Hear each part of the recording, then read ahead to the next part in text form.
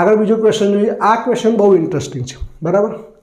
શું કહે છે કે કૌંસમાં વર્ગમૂળમાં 2 ઓછા વર્ગમૂળમાં 3 અને કૌંસમાં વર્ગમૂળમાં 3 વત્તા વર્ગમૂળમાં 2 એ અસમય સંખ્યા છે.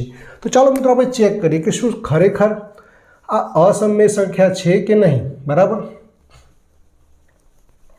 તો આપણે લખીએ આને વર્ગમૂળમાં 2 ઓછા વર્ગમૂળમાં 3 અને વર્ગમૂળમાં 3 વત્તા વર્ગમૂળમાં 2.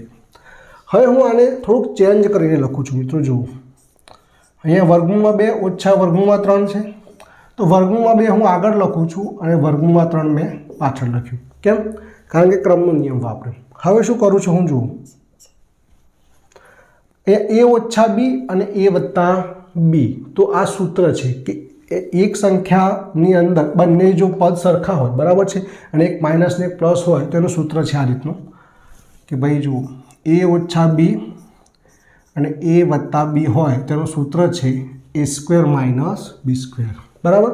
તો આ સૂત્ર પ્રમાણે આનું શું થઈ જશે મિત્રો? વર્ગમૂળમાં 2નો વર્ગ ઓછા વર્ગમૂળમાં 3નો વર્ગ. બરાબર.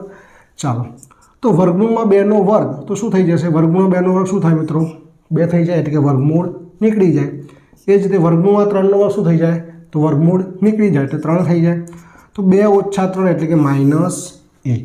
હવે -1 એ કેવી સંખ્યા છે મિત્રો? સમય સંખ્યા છે. માટે આ વિધાન પણ તમારું કેવું છે મિત્રો? ખોટું છે. બરાબર.